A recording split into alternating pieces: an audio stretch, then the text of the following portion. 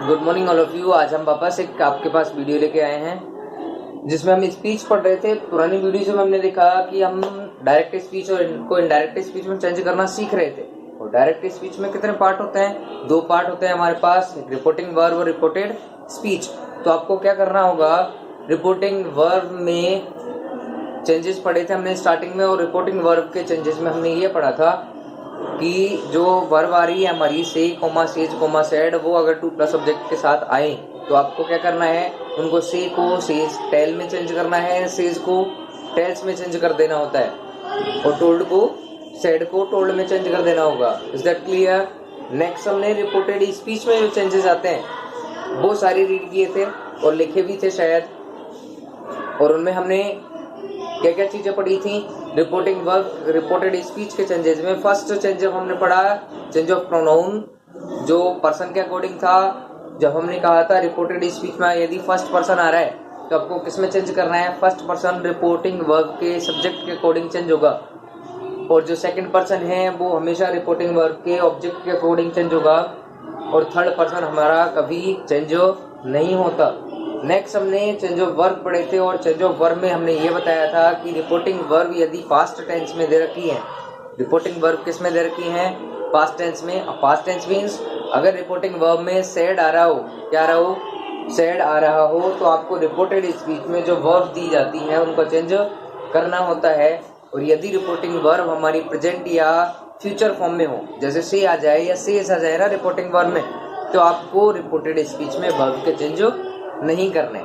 Next हमारा third number change था change of pronoun, change of time and distance. तो हम आज लेके आए हैं उसको, change of time and distance. इसके रूल्स पढ़ेंगे तो सुनिए। Change of time and distance में डायरेक्ट पार्ट इधर होगा और इनडायरेक्ट पार्ट इधर होगा। जैसे डायरेक्ट में रिपोर्टेड स्पीच में आपको दिस दिख रहा है, क्या दिख रहा है? दिस अगर दिख रहा है तो आपको किस में चेंज कर देना है? दैट में चेंज करना है। नेक्स्ट दीज दिख रहा है तो आपको किस में चेंज करना है? दोज में। ऐसे ही हेयर देयर में चेंज होगा, नाउ देन में चेंज होगा, एगो बिफोर में चेंज होगा। अगर टुडे आ रहा है ना आपका, टुडे का मतलब आज, तो टुडे किस में चेंज होगा? दैट में चेंज होता है। नेक्स्ट टुनाइट किस में चेंज होगा? दैट नाइट में। टुमारो किस में चेंज होगा?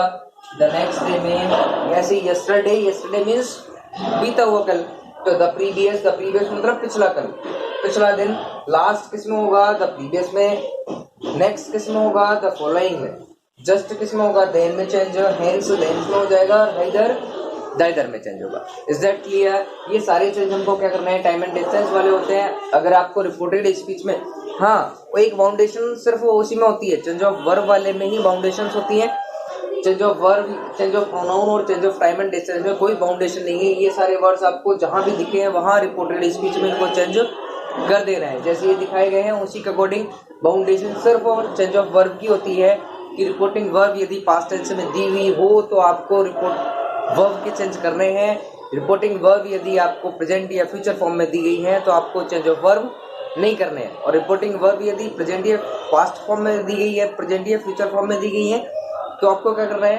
वर्ब के चेंज तो नहीं करते, लेकिन ये टाइम एंड डिस्टेंस और प्रोनाउन वाले चेंज हमेशा ही करने हैं। ये change of time and distance है, चेंज ऑफ प्रोनाउन, ये आपको हमेशा करने हैं। ये सारे वर्ड्स आपको दिखते ही आपको तो सिर्फ और सिर्फ इनको चेंज करना है। Is that clear? नेक्स्ट आज हम एग्जांपल्स पढ़ेंगे और सिर्फ अफर्मेटिव एग्जांपल पढ़ेंगे ताकि हम उनको करना सीख सकें। अब सुनिए,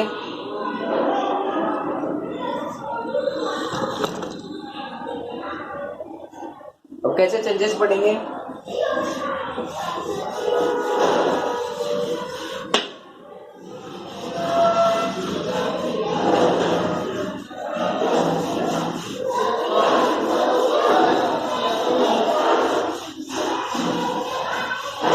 अब हम सिर्फ अफर्मेटिव सेंटेंस पढ़ेंगे आज तक। अफर्मेटिव सेंटेंस अगर आपको दे दिया जाए डायरेक्ट स्पीच में तो आपको इनडायरेक्ट में कैसे चेंज करना है वो वाला सीखेंगे। तो सिर्फ हम आज क्या पढ़ेंगे?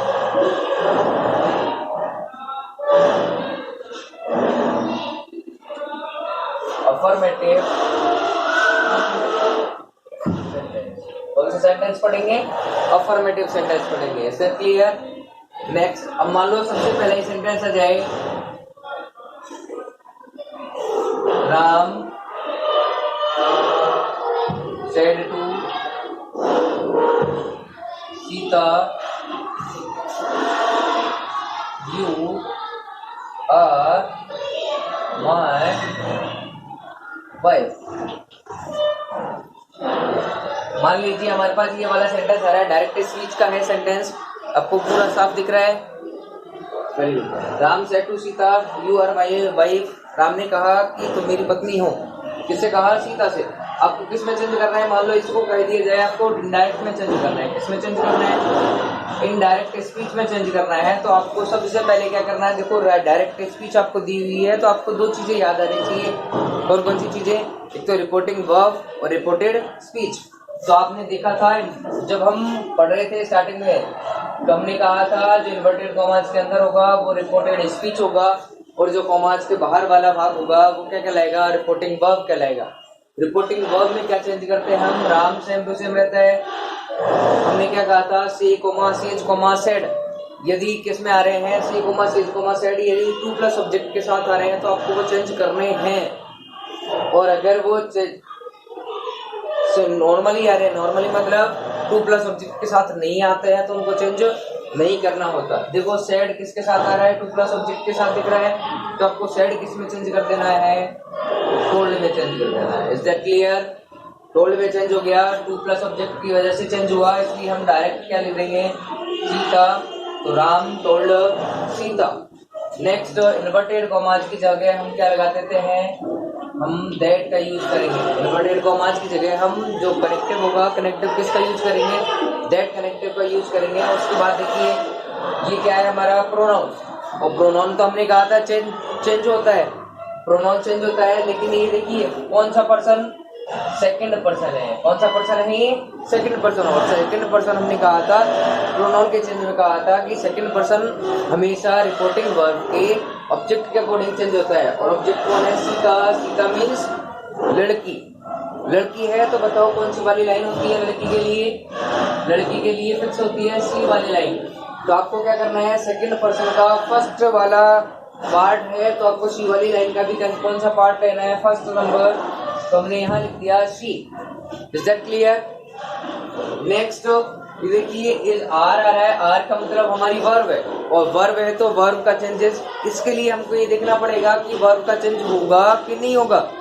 तो क्या करना पड़ेगा? हमने कहा था वर्ब का चेंज सिर्फ वही होता है, उन्हीं सेंटेंसों में होता है जिनकी रिपोर्टिंग वर्ब किस में हो? पास्ट फॉर्म में। पास्ट फॉर्म में कहें या पास्ट फॉर्म की जगह ऐसे कह दूं कि पास्ट फॉर्म में क्या था? सिर्फ सेड। यदि आपका रिपोर्टिंग वर्ब में सेड दिया हुआ हो, क्या दिया हुआ हो? सेड, तो आपको यहाँ जो वर्ब आती है वो चेंज करनी है। तो इज एम आर किस में चेंज होता है? वॉज में। अब इज एम आर था, यहाँ वॉज पर आएगा, लेकिन सी के साथ क्या आएगा? वॉज आएगा। हो गया? That clear? ओके। फिर नेक्स्ट क्या दिख रहा है आपको? वापस प्रोनाउन दिख रहा है। प्रोनाउन दिख रहा है तो आपको वापस प्रोनाउन चेंज करना है। और प्रोनाउन का ये माई वाला कौन सा है? फर्स्ट पर्सन है। कौन सा पर्सन? फर्स्ट पर्सन का थर्ड पार्ट। फर्स्ट पर्सन का जैसे फर्स्ट पर्सन कौन सा होता है? आई और वी। आई वाली लाइन में देखो आई आता है, मी आता है, फिर माई आता है, तीसरा नंबर का पार्ट है। तो आपको क्या करना है? फर्स्ट पर्सन किसके अकॉर्डिंग चेंज करना है? सब्जेक्ट के अकॉर्डिंग। और सब्जेक्ट क्या है हमारा? राम। राम है तो कौन सी वाली लाइन पकड़ोगे? ही वाली लाइन। और जैसे ही आई वाली लाइन का तीसरा वाला भाग था तो ही वाली लाइन का भी तीसरा वाला भाग लेंगे। कौन सा आ जाएगा? His. Is that clear? His आ गया। इसके बाद में देखिए ये वाला चेंज हो गया, ये चेंज हो गया, ये चेंज हो गया। ये ना तो टाइम डिस्टेंस है, ना वर्ब है, ना प्रोनाउन है। आपको ऐसे कैसे देना है? जो चीजें चेंज नहीं होंगी वो ऐसे कैसे आएंगे? ओके। उम्मीद करता हूँ कि आपको सेंटेंस सही से समझ में आ गए होंगे और सेंटेंस आप बनाना सीख चुके होंगे। ओके। अब आगे की चीजें हम नेक्स्ट क्लास में पढ़ेंगे। नेक्स्ट वीडियो जल्दी ही आएगी। ओके।